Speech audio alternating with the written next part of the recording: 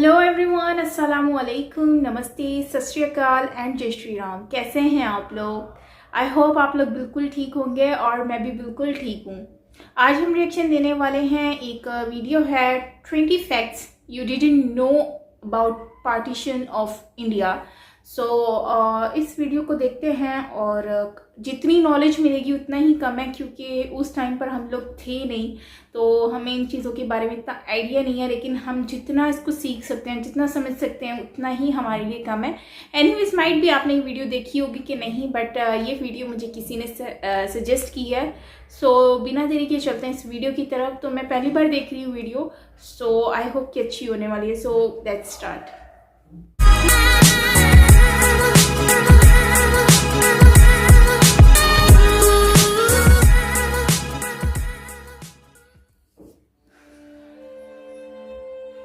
कहते हैं कि बंटवारा किसी मुल्क की सिर्फ ज़मीन का ही नहीं होता, बंटवारा लोगों की भावनाओं का भी होता है। लकीरें जो सरहदों पर खींची जाती हैं वो लोगों के दिलों पर भी गहरे निशान छोड़ जाती हैं।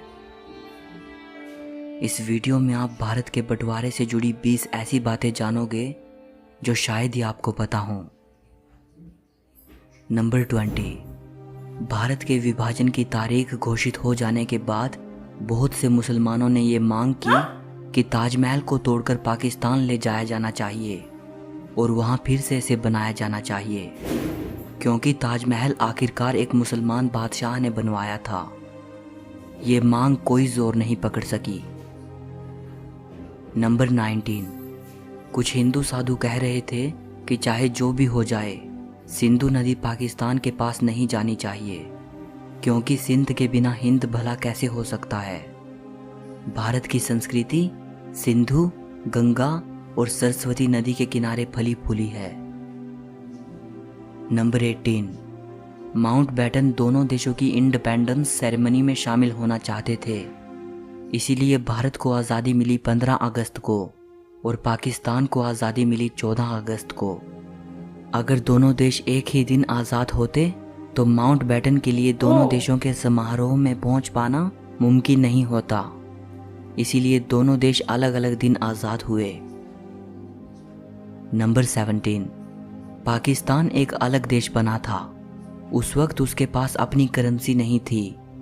1948 तक पाकिस्तान ने भारतीय नोटों पर पाकिस्तानी मोहरें लगाकर भारतीय करेंसी का इस्तेमाल किया था।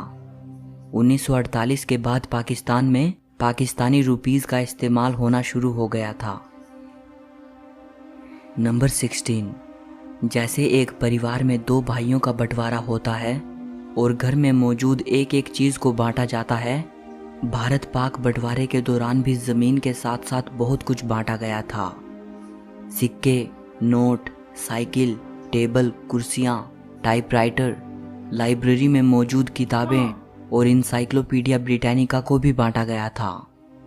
कुछ भारत के हिस्से में आया तो कुछ पाकिस्तान के। इन सब चीज़ों के बंटवारे को लेकर काफ़ी बहस और झगड़े हुए, क्योंकि इस्लाम में शराब हराम मानी जाती है, इसीलिए शराब को लेकर बिल्कुल भी बहस नहीं हुई और शराब भारत के हिस्से में आई। नंबर 15। भारत के वाइसरॉय के पास 12 शाही घोड़ा गाड़ियाँ थी। 6 गाड़ियाँ सोने से जड़ी थी तो 6 चांदी से। दोनों देश सोने की गाड़ियाँ चाहते थे। इसको लेकर काफ़ी बहस हुई कि किस देश के पास सोने की गाड़ियाँ जाएंगी और किसके पास चांदी की। अंत में ये तय हुआ कि टॉस करके इस बात का फैसला किया जाए कि सोने की गाड़ियाँ किसके पास रहेंगी, और नतीजा भारत के पक्ष में गया। नंबर 14। पाकिस्तान की पहली राजधानी कराची थी। बंटवारे के 20 साल बाद 14 अगस्त 1967 को इस्लामाबाद को पाकिस्तान की राजधानी बनाया गया। नंबर 13। अप्रैल 1948 को प्राइम मिनिस्टर नेहरू ने कुरुक्षेत्र रेफ्यूजी कैंप का दौरा किया था। ये कैंप 1 लाख लोगों के लिए बनाया गया था, लेकिन इसमें 3 गुना लोग रह रहे थे। शाम को सरकार की तरफ से यहाँ डिज्नी फिल्म्स दिखाई जाती थी, जिन्हें एक बार में 15,000 लोग देखते थे। नंबर 12। 14 अगस्त 1947 को जब भारत को आज़ादी मिलने में कुछ ही घंटे शेष बचे थे और देश में हज़ारों हिंदू सिख मुसलमानों का कत्लेआम हो रहा था, माउंटबेटन के बारे में ये कहा जाता है कि उस वक्त वो अपनी पत्नी एडवीना के साथ अमेरिकन एक्टर बॉब होप की मूवी माई फेवरेट ब्रूनेट देख रहा था। नंबर 11। 20 फरवरी 1947 को ब्रिटिश प्राइम मिनिस्टर क्लेमेंट एटली ने यह घोषणा की कि 3 जून 1948 को भारत से ब्रिटिश रूल खत्म हो जाएगा। 1947 की शुरुआत में देश में हिंदू मुस्लिम दंगे शिखर पर थे। 3 मार्च 1947 को गांधी जी ने कहा कि देश का बंटवारा उनकी लाश पर से होगा। एक तरफ गांधी जी अपनी जिद पर अड़े थे और दूसरी तरफ देश में हो रहे भयानक रक्तपात को देखते हुए सरदार पटेल और पंडित नेहरू ने यह मान लिया था कि अब देश का बंटवारा करना ही पड़ेगा। उधर माउंटबेटन को ये बात अनुभव हो रही थी कि अगर ब्रिटेन को भारत में हो रही हिंसा के कलंक से बचना है तो जल्द से जल्द देश को आज़ाद कर देना चाहिए। यही वजह है कि माउंटबेटन ने आज़ादी की तारीख जून 1948 से खिसकाकर 10 महीने पहले 15 अगस्त 1947 तय कर दी। आखिरकार देश को आज़ादी मिली, लेकिन देश के विभाजन की कीमत पर। नंबर 10। बम्बई के गवर्नर जॉन कोलविल ने माउंटबेटन को लिखा कि भारत की आज़ादी के बाद अगर उसे ब्रिटिश फ्लैग फहराने नहीं दिया गया या ऐसा झंडा फहराने नहीं दिया गया जिसमें यूनियन जैक लगा हो तो वो भारत में नहीं रुकेगा। माउंटबेटन खुद इस बारे में सोच रहा था। उसने अपने आप दोनों देशों का झंडा तैयार किया। उसने भारत के लिए स्वराज फ्लैग को लिया और उसके ऊपरी तरफ छोटा सा यूनियन जैक बना दिया, और पाकिस्तान के लिए उसने मुस्लिम लीग का झंडा लिया और उस पर भी यूनियन जैक बना दिया। दोनों झंडे जिन्ना और नेहरू के पास भेजे गए। मोहम्मद अली जिन्ना ने कहा, पाकिस्तान के लिए हम इस झंडे को नहीं अपना सकते क्योंकि चांद के साथ क्रिश्चियन क्रॉस मुसलमानों की भावनाओं के लिए ठीक नहीं है। पंडित नेहरू ने भी उसे अस्वीकार कर दिया और माउंटबेटन को एक नया डिज़ाइन भिजवाया जिसमें बाकी हिस्सा तो स्वराज फ्लैग जैसा ही था, लेकिन चरखे के स्थान पर अशोक चक्र बनाया गया था और उस पर यूनियन जैक नहीं था। माउंटबेटन के पास दोनों देशों के झंडे अपनाने के सिवा और कोई ऑप्शन नहीं था।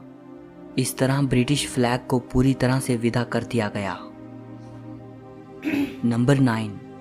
देश भर में ब्रिटिश फ्लैग को उतार लिया गया था और तिरंगा लहराया जा रहा था। पंडित नेहरू ने माउंटबेटन की इस गुजारिश को मान लिया था कि ब्रिटिश फ्लैग को उतारते वक्त किसी तरह का जश्न नहीं होगा ताकि अंग्रेज़ों की भावनाओं को ठेस ना लगे। तिरंगा लहराए जाने पर ही समारोह किए गए। नंबर 8।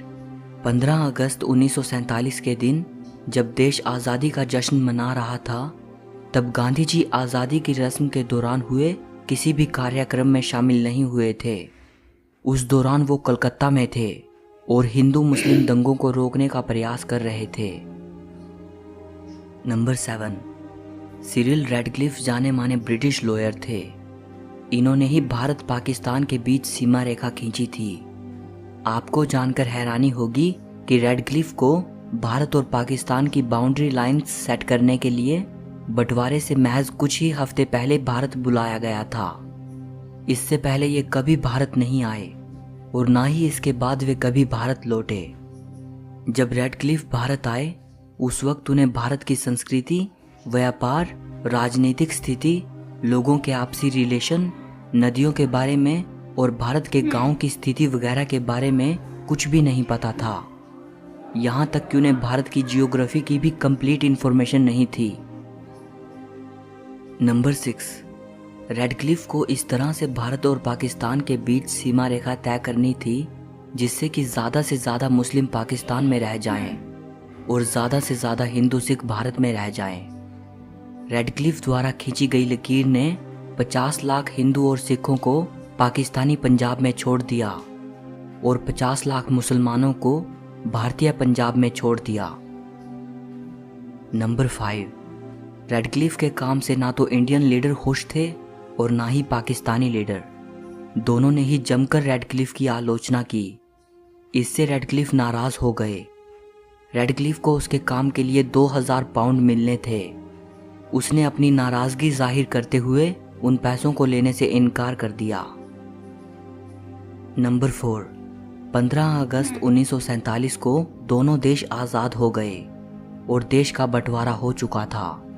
लेकिन माउंटबेटन ने रेडक्लिफ की सीमा रेखा निर्धारित करने वाली रिपोर्ट आज़ादी के 2 दिन बाद 17 अगस्त को पब्लिश की। ये एक बड़ा कारण था कि देश की इतनी बुरी हालत हुई और इतने लोग मारे गए, क्योंकि आखिरी समय तक लोगों को पता ही नहीं था कि पंजाब का कौन सा हिस्सा पाकिस्तान के पास रहेगा और कितना हिंदुस्तान के पास। लोग बेहाल होकर सिर्फ अपनी मंजिल को तलाश रहे थे। नंबर 3, हिस्टोरियन लियोनार्ड मोज़ली लिखते हैं, अगर रेडक्लिफ रिपोर्ट आज़ादी से पहले पब्लिश हो जाती और इसकी जानकारी पहले ही पता होती कि कौन सा हिस्सा किस देश में जा रहा है, तो फौज को अच्छे से तैनात किया जा सकता था। लेकिन माउंटबेटन ने रेडक्लिफ रिपोर्ट के बारे में किसी को कुछ नहीं बताया। देश की आज़ादी का दिन तो खुशी खुशी बीत गया, लेकिन लाखों लोगों का सब कुछ तबाह हो गया। नंबर 2, हिस्टोरियन माइकल एडवर्ड्स ने लिखा है कि माउंटबेटन भारत की स्थिति को संभालने में बिल्कुल नाकाम रहा। जितना टाइम उसने दोनों देशों के झंडे तैयार करने जैसे मसलों पर बर्बाद किया, उतना टाइम देश की असली समस्याओं पर नहीं लगाया। बंटवारे में कितने लोग मारे गए और कितने लोगों ने अपना घर छोड़ा, इस बारे में कुछ भी प्रमाणिक रूप से नहीं कहा जा सकता, लेकिन यह अंदाज़ा लगाया जाता है कि 2 लाख से लेकर 20 लाख लोग मारे गए थे और करीब 1 करोड़ 40 लाख लोगों ने अपना घर छोड़ा। इतना भयानक मास माइग्रेशन दुनिया में पहले कभी नहीं हुआ। बंटवारे के दौरान अगर किसी की सबसे बुरी दुर्दशा हुई थी तो वो बच्चे और महिलाएं थी। सो गाइस, ये वीडियो थी जो कि वाकई में ही ये फैक्ट मुझे तो बिल्कुल भी पता नहीं थे, बट आपको पता नहीं मालूम होंगे कि नहीं। और ये वीडियो देख के वाकई में ही मेरी नॉलेज में बहुत ज़्यादा इजाफा हुआ है।